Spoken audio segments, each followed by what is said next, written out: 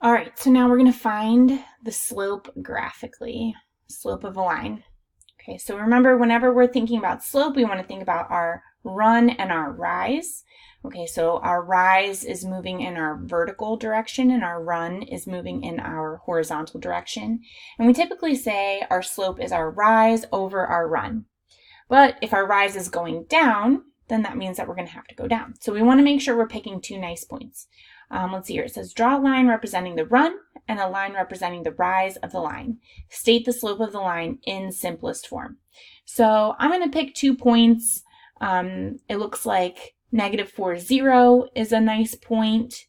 And let's see here. My other point that I'm going to use here is going to be 2, -4.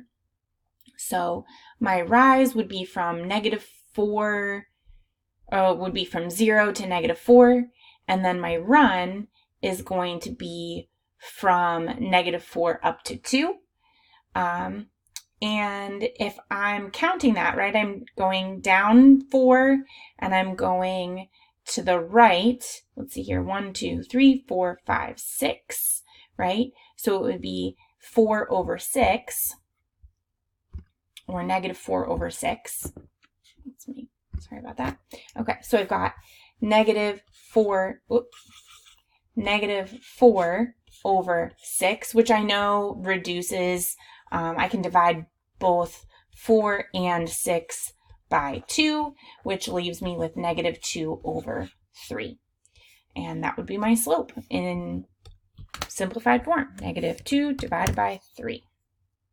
Let's see what Delta Math says, and they like it.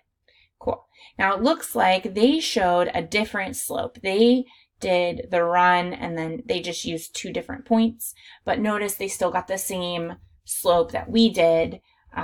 They just did it. They did the run and then the rise, and here I did the rise and then the run. Okay. We could even do another one. Let me see. Let's get a positive slope. Try and get a positive slope. Okay, here we go. This is a positive slope, right? Because I know, we read our line from left to right, so it would be like a little man marching up the mountain. And same deal here. I really can use any 2 nice points that I want.